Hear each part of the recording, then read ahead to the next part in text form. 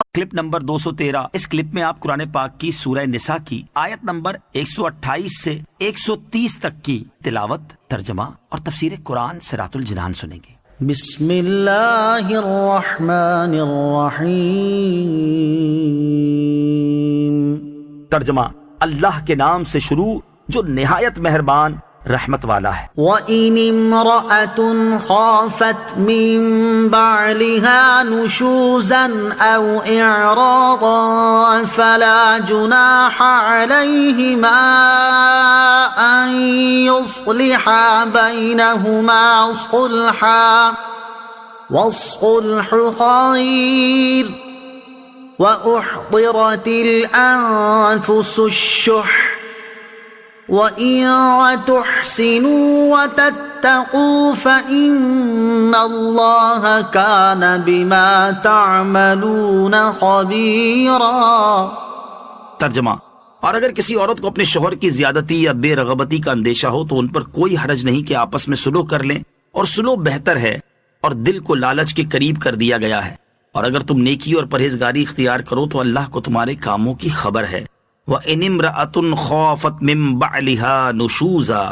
اور اگر کسی عورت کو اپنے شوہر کی زیادتی کا اندیشہ ہو۔ قرآن نے گھریلو زندگی اور معاشرتی برائیوں کی اصلاح پر بہت زور دیا ہے، اسی لیے جو گناہ معاشرے میں بگاڑ کا سبب بنتے ہیں اور جو چیزیں خاندانی نظام میں بگاڑ کا سبب بنتی ہیں اور خرابیوں کو جنم دیتی ہیں، ان کی قرآن میں بار بار اصلاح فرمائی گئی ہے۔ جیسا کہ یہاں فرمایا گیا ہے کہ اگر کسی عورت کو اپنے شوہر کی زیادتی یا بے رغبتی کا اندیشہ ہو، زیادتی تو اس طرح کہ شوہر اس سے علیحدہ رہے، کھانے پینے کو نہ دے یا اس میں کمی کرے یا مارے یا بد زبانی کرے، اور اعراض یعنی منہ پھیرنا یہ کہ بیوی سے محبت نہ رکھے، بول چال ترک کر دے یا کم کر دے، تو ان پر کوئی حرج نہیں کہ آپس میں افہام و تفہیم سے صلح کر لیں، جس کا آسان طریقہ یہ ہے کہ عورت شوہر سے اپنے مطالبات کچھ کم کر دے اور اپنے کچھ حقوق کا بوجھ کم کر دے، اور شوہر یوں کرے کہ باوجود رغبت کم ہونے کے اس بیوی سے اچھا برتاؤ بتکلف کرے۔ یہ نہیں کہ عورت ہی کو قربانی کا بکرا بنایا جائے۔ مرد و عورت کا یوں آپس میں صلح کر لینا زیادتی کرنے اور جدائی ہو جانے دونوں سے بہتر ہے، کیونکہ طلاق اگرچہ بعض صورتوں میں جائز ہے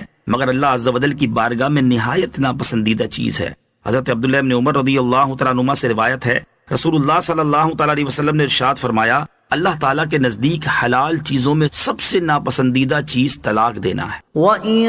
تُحْسِنُوا، اور اگر تم نیکی کرو، یہاں بطور خاص عورتوں کے حوالے سے فرمایا گیا کہ اے مردوں، اگر تم نیکی اور خوف خدا اختیار کرو اور نام مرغوب ہونے کے باوجود اپنی موجودہ عورتوں پر صبر کرو اور ان کے ساتھ اچھا برتاؤ کرو اور انہیں ایذا اور رنج دینے سے اور جھگڑا پیدا کرنے والی باتوں سے بچتے رہو اور ان کے ساتھ زندگی گزارنے میں نیک سلوک کرو، اور یہ جانتے رہو کہ وہ تمہارے پاس امانتیں ہیں، اور یہ جان کر حسن سلوک کرتے رہو تو اللہ عز و جل تمہیں تمہارے اعمال کی جزا دے گا۔ وَلَن تَسْتَطِيعُوا أَن تَعْدِلُوا بَيْنَ النِّسَاءِ وَلَوْ حَرَصْتُمْ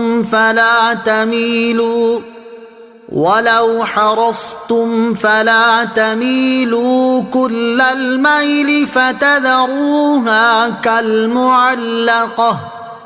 وَإِن تُصْلِحُوا وَتَتَّقُوا فَإِنَّ اللَّهَ كَانَ غَفُورًا رَحِيمًا۔ ترجمہ، اور تم سے ہرگز نہ ہو سکے گا کہ عورتوں کو برابر رکھو، اگرچہ تم کتنی ہی اس کی حرص کرو تو یہ نہ کرو کہ ایک ہی بیوی کی طرف پورے جھک جاؤ اور دوسری لٹکتی ہوئی چھوڑ دو، اور اگر تم نیکی اور پرہیزگاری اختیار کرو تو بے شک اللہ بخشنے والا مہربان ہے۔ وَلَن تَسْتَطِيعُوا أَن تَعْدِلُوا بَيْنَ النِّسَاءِ، اور تم سے ہرگز نہ ہو سکے گا کہ عورتوں کو برابر رکھو، یعنی اگر تمہاری ایک سے زیادہ بیویاں ہوں تو یہ تمہاری قدرت میں نہیں کہ ہر چیز میں تم انہیں برابر رکھو، اور کسی چیز میں ایک کو دوسری پر ترجیح نہ ہونے دو، نہ میلان و محبت میں اور نہ خواہش و رغبت میں اور نہ نظر و توجہ میں۔ تم کوشش کر کے یہ تو کر نہیں سکتے، لیکن اگر اتنا تمہاری قدرت میں نہیں ہے اور اس وجہ سے ان تمام پابندیوں کا بوجھ تمہارے اوپر نہیں رکھا گیا، اور قلبی محبت اور طبعی میلان جو تمہارے اختیار میں نہیں ہے اس میں برابری کرنے کا تمہیں حکم نہیں دیا گیا، تو یہ تو نہ کرو کہ ایک ہی بیوی کی طرف پورے جھک جاؤ اور دوسری بیوی کے لازمی حقوق بھی ادا نہ کرو، بلکہ تم پر لازم ہے کہ جہاں تک تمہیں قدرت و اختیار ہے وہاں تک یکساں برتاؤ کرو۔ محبت اختیاری شے نہیں تو بات چیت، حسن اخلاق، کھانے پہننے، پاس رکھنے اور ایسے امور جن میں برابری کرنا اختیار میں ہے، ان امور میں دونوں کے ساتھ ضرور یکساں سلوک کرو۔ وَإِن يَتَفَرَّقَا يُغْنِ اللَّهُ كُلًّا مِّن سَعَتِهِ وَكَانَ اللَّهُ وَاسِعًا حَكِيمًا۔ ترجمہ، اور اگر وہ میاں بیوی دونوں جدا ہو جائیں تو اللہ اپنی وسعت سے ہر ایک کو دوسرے سے بے نیاز کر دے گا، اور اللہ وسعت والا حکمت والا ہے۔ وَإِن يَتَفَرَّقَا،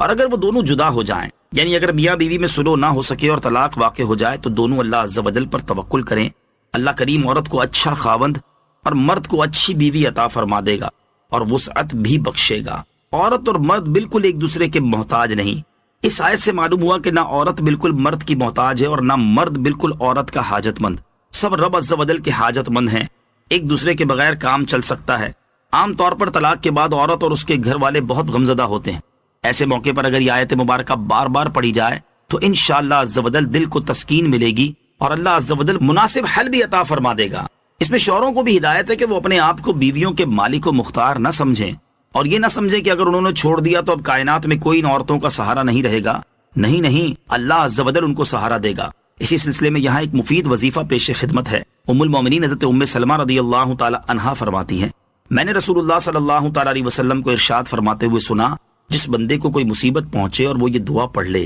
انا للہ و انا الیہ راجعون، اللہم اجرنی فی مصیبتی و اخلف لی خیرا منہا،